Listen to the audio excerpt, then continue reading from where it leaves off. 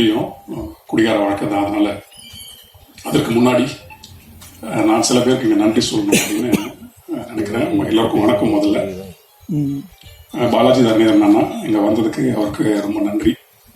என்னோட சினிமா பயணத்தை ரொம்ப ஆக்கப்பூர்வமாக தொடங்கி வச்சவர் அவர் தான். அவரோட ஒரு பக்க கதை எழுதும் போதெல்லாம் என்னை ரூம்குள்ளே போட்டு பூட்டிடுவார், வெளியே போனால் குடிச்சிருவேன் அப்படின்ட்டு. அப்படிதான் அப்படி பேரன்போட எல்லாம் கட்டி கட்டி தூக்கிட்டு வந்த ஒரு ஆள் தான் நான் இங்கே. பிறகு நிறைய எல்லாருக்குமே எனக்கு தெரிஞ்சு வந்திருந்த அத்தனை பேருக்குமே ராஜமுருகன் அண்ணாக்கு முக்கியமாக.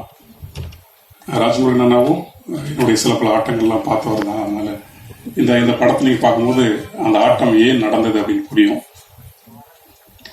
கோவிந்த் வசந்தாக்கு இந்த நேரத்தில் நன்றி. கோவிந்தால் அங்கே வர முடியல, ஆக சிறந்த பாடல்கள் கொடுத்துருக்காப்புல. அதுவும் மின்மினிய ராசாத்தியும் அம்புலி ஆராரோ வந்து உறுதியாக எல்லோரையும் தாளாட்டிட்டு இருக்கு. பிறகு எல்லோருக்குமே இந்த நேரத்தில் என்னுடைய நன்றி. இயக்குனர் பற்றியும் தயாரிப்பாளரை பற்றியும் நான் கடைசியாக பேசுகிறேன். அதுக்கு முன்னாடி நம்ம ரைட்டர் சொன்ன மாதிரி இந்த திரைப்படம் வெறும் குடியை மட்டும் பேசுவதில்லை அப்படின்னு சொன்னார் இல்லையா? ஆமாம், அதுதான் உண்மை.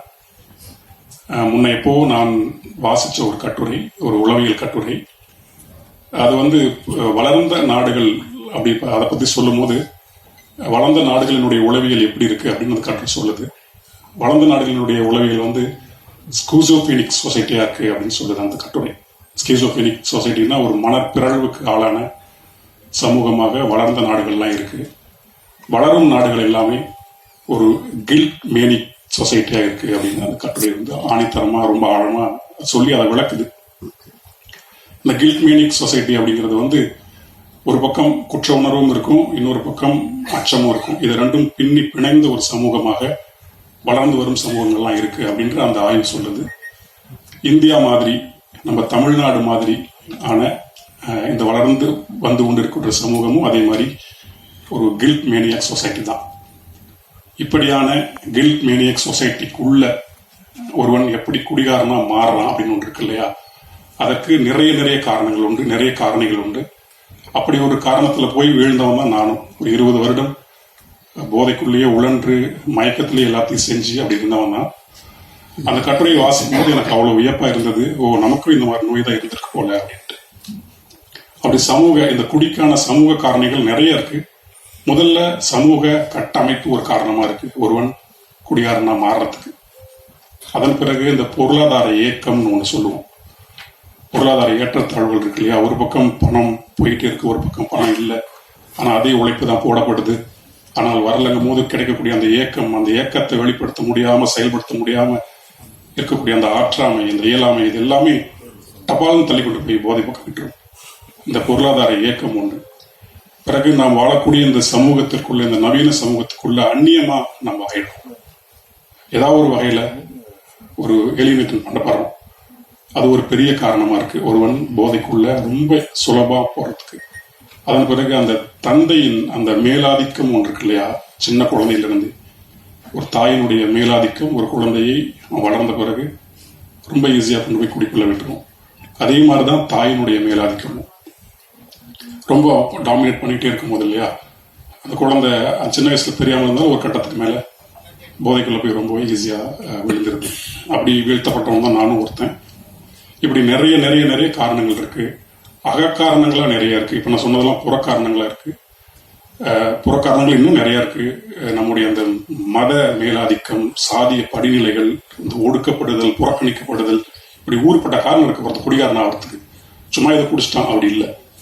குடிங்கிறது தப்பா இருந்தாலுமே அதற்கு பின்னால் இவ்வளவு பேருடைய பங்கு இருக்கு ஒரு தனி மனிதன் குடிகாரன் ஆகிறதுக்கு. அகக்காரணங்களா நிறைய இருக்கு. தனிமை உணர்வுங்கிறது ஒன்று.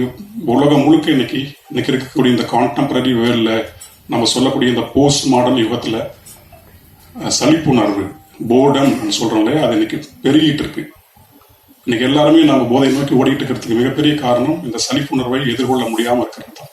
அப்படிங்கிறது இன்னைக்கு ஆய்வுகள்லாம் சொல்லும் போது காலகாலமா இதுதான் இருந்துகிட்டு இருக்கு போல. இப்படி ஏதோ ஒரு காரணம் இருந்தா ஒருத்தர் குடிக்குள்ள தள்ளிக்கிட்டே இருக்கு. இது ஒண்ணு.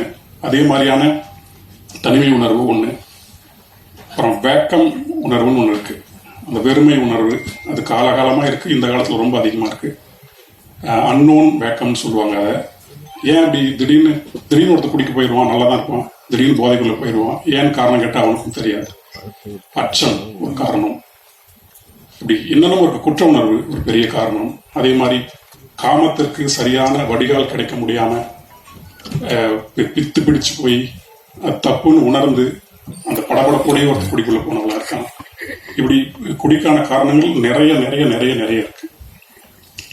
அப்படி இந்த மாதிரியான ஊர்பட்ட குடிகாரனாவதற்கான காரணங்கள் இருக்கு இல்லையா, இந்த குட் டே திரைப்படத்தில் வரக்கூடிய இந்த சாந்தகுமாருக்கு சில காரணங்கள் இருக்கு. அவன் ஏன் குடிக்கிறான் அப்படிங்கிறதுக்கு ஆணித்தரமான உளவியல் காரணங்கள் எனக்கு தெரிஞ்சு ஒரு 3 இருக்கு. எனக்கு தெரிஞ்சு நம்ம எல்லாத்துக்குமே அது உணர முடியும். இந்த முதலாளித்துவம் ஏற்படுத்தக்கூடிய தனிமை உணர்வு, அந்நியமயமாக்கல் ரொம்ப ஆழமா இந்த படத்துல வெளிப்பட்டிருக்கு.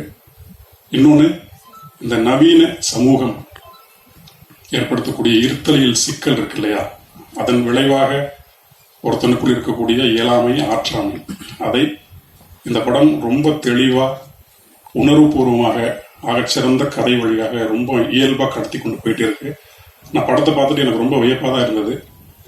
வெறும் ஒரு குடிகாரன் ஒரு இரவு குடிக்க ஆரம்பிச்சான், பகல் மாறணும் அப்படிங்கிறது மாதிரி இல்லாம அதுக்கு அந்த பின்னப்பட்ட திரைக்கதை இருக்கு இல்லையா, ரொம்ப அழகா இயக்குனர் அரவிந்த் அவர்களுக்கும் கதாசிரியர் மைக்கேலுக்கும் என்னுடைய மிகப்பெரிய நன்றி. அதுக்கு வெறுமனே ஒரு கொண்டாட்டமான ஒரு படமா இல்லாம இந்த குடியை நியாயப்படுத்தவும் செய்யாம இது தப்பு அப்படிங்கறத ரொம்ப ஆணித்தரமாக சொல்லி. இந்த வீடியோ உங்களுக்கு பிடிச்சிருந்தா லைக் பண்ணுங்க, ஷேர் பண்ணுங்க, கமெண்ட் பண்ணுங்க, சப்ஸ்கிரைப் பண்ணுங்க, மறக்காம பெல் ஐக்கானை கிளிக் பண்ணுங்க.